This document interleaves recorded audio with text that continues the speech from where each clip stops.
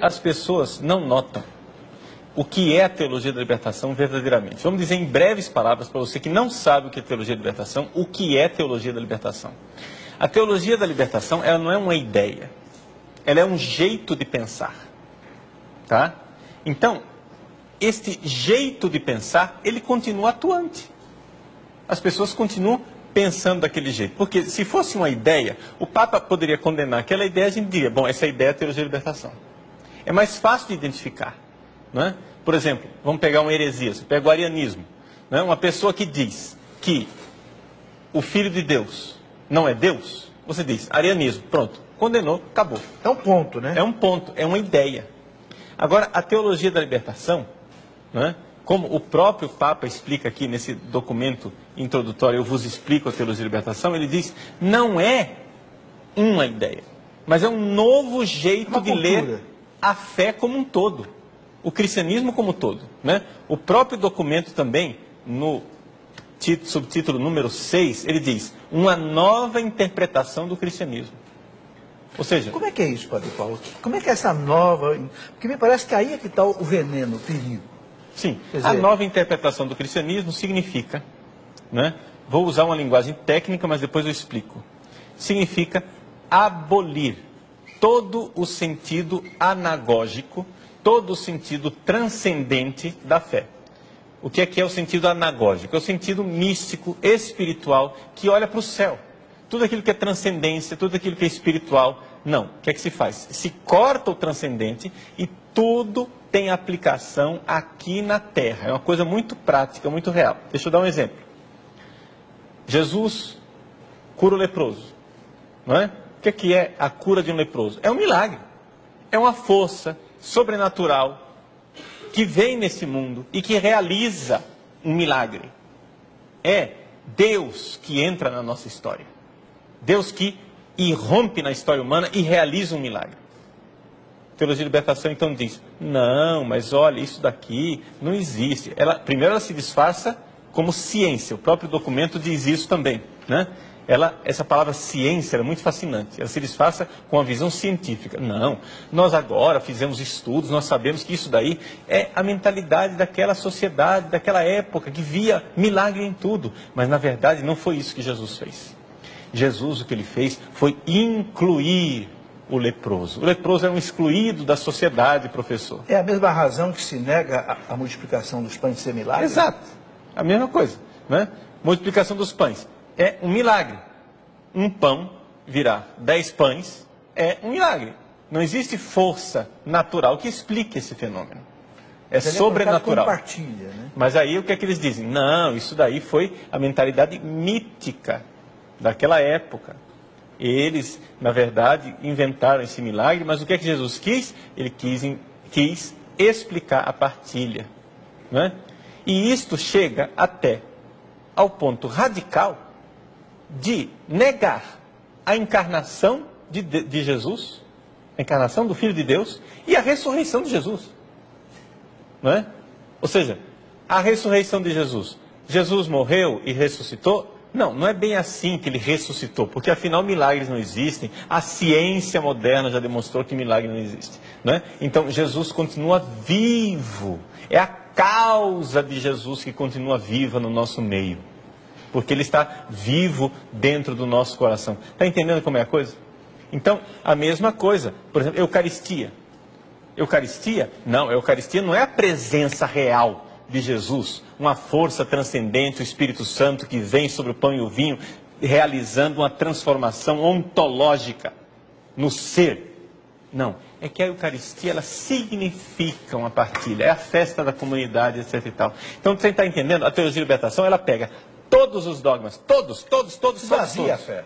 Esvazia a fé, corta a transcendência, corta aquilo que é a verdadeira fé e transforma o cristianismo como um todo num mecanismo de transformação da sociedade. Então é muito fácil você perceber, você que está em casa, não é? Você ouve homilias. Se não é na sua paróquia, se o seu padre não é da teologia de libertação na sua paróquia, graças a Deus. Mas você já ouviu homilias desse tipo. Você já ouviu homilias desse tipo. Você está identificando. Ou seja, trata-se de pegar tudo, todos os evangelhos. Todos os evangelhos, professor. Tem folhetos dominicais, folhetos de missa. Não interessa qual é o evangelho. Você já pode adivinhar. Eles vão fazer uma leitura sociológica. Um dos pontos que eu noto, Padre Paulo, que é assim marcante, querem negar os exorcismos. Não houve exorcismo. Não, o demônio não é demônio, é doença. É outro ponto marcante que aparece nos comentários, até nesse livrinho da liturgia diária. Eu até já escrevi uma vez lá para Aparecida, onde é feito o livrinho, reclamando de que história é essa? De negar que houve um exorcismo. Então Jesus estava expulsando um fantasma da pessoa? Não, não é, é doença, não é? Sim, mas é a redução de tudo que é transcendente ao imanente. Tudo que é espiritual, sobrenatural, divino, há uma força que se explica com a natureza, aqui na Terra. Isto chama-se materialismo marxista. Tá? Então, o documento Libertatis Nuncius condena a teologia da libertação inspirada em marxismo. Aí o pessoal diz assim, tá vendo, Padre Paulo ele é opressor, ele está querendo acabar com a teologia da libertação porque existe uma teologia da libertação boa. Tem uma que é inspirada no marxismo e outra que não é inspirada no marxismo. A nossa não é inspirada no marxismo. Nós fazemos uma boa teologia da libertação. Bom, eu desafio você pode, né, mandar aqui para o programa um e-mail, que você me diga um teólogo da libertação, claramente da libertação, que não seja de influência marxista. O único documento que eu conheço que é de teologia da libertação e que não é marxista, foi feito pelo próprio cardeal Ratzinger logo depois desse. Logo depois da Libertatis Nuncius, ele publicou a Libertatis Consciência, que é a teologia da libertação positiva, propositiva, que no fundo é o quê? A doutrina social da igreja. A doutrina, porque o Papa João Paulo II disse, e aí eles se pegam muito aí, não, há uma teologia da libertação boa. Aí dizem, estão vendo? O Papa disse que há uma teologia. Não é a marxista, é a teologia da libertação baseada na doutrina social da igreja. Exato. Claro, essa é boa, essa liberta mesmo. Sim. Essa distinção aí que está, essa distinção é importante. Existe uma teologia da libertação boa. O problema é que ninguém a pratica. Entende? Quando você vê uma pessoa que pega todos os dogmas, mas aqui é tudo é radical.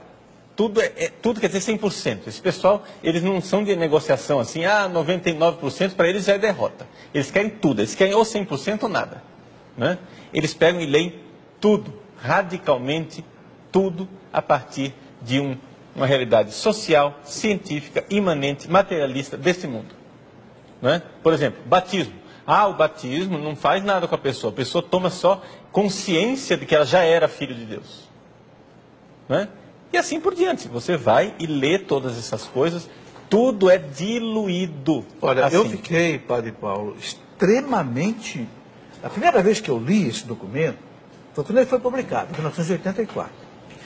Aliás, não foi esse documento. Antes do documento eu li a carta do cardeal Ratzinger. Eu vos explico o que é a teologia da libertação. Que Dom Estevam Bittencourt publicou na revista dele. Foi de lá que eu tirei para colocar nesse livro aqui. E o cardeal Ratzinger dizia assim, que a teologia da libertação, essa marxista, não é uma heresia a mais dentro da igreja, é a pior que já existiu na história da igreja. Por quê? Vejam bem, porque ela não revira apenas um ponto da fé, ela revira todo o cristianismo no avesso. E cria um cristianismo falso, mas com o nome de cristianismo. Aí engana todo mundo. Isso eu fiquei extremamente chocado quando eu li isso. Foi quando eu comecei a perceber que nós estávamos realmente diante de um grande perigo. Exato. E aqui que está o grande problema, professor. As pessoas acham que... me diga o que é essa teologia da libertação, me diga qual é a ideia dela. Não é uma ideia. É o todo do cristianismo que é relido. O todo do cristianismo. Então, o que é necessário para fazer uma boa teologia da libertação? Para fazer uma boa teologia da libertação, você tem que acreditar que Deus age na sua graça, que existem milagres, que não basta o esforço humano, mas tem que haver uma ação divina transcendente, né? Que Deus pode ressuscitar os mortos, como de fato Jesus ressuscitou, que aconteceram todas essas realidades espirituais, que os pecados são perdoados, que não existem somente pecados sociais, existem pecados pessoais. Quer dizer, existe uma série de coisas que precisa reler. Então, praticamente, para uma pessoa ser curada de teologia de libertação, ela tem que rever a fé dela inteira. Tem que ser convertida. Tem que ser uma conversão.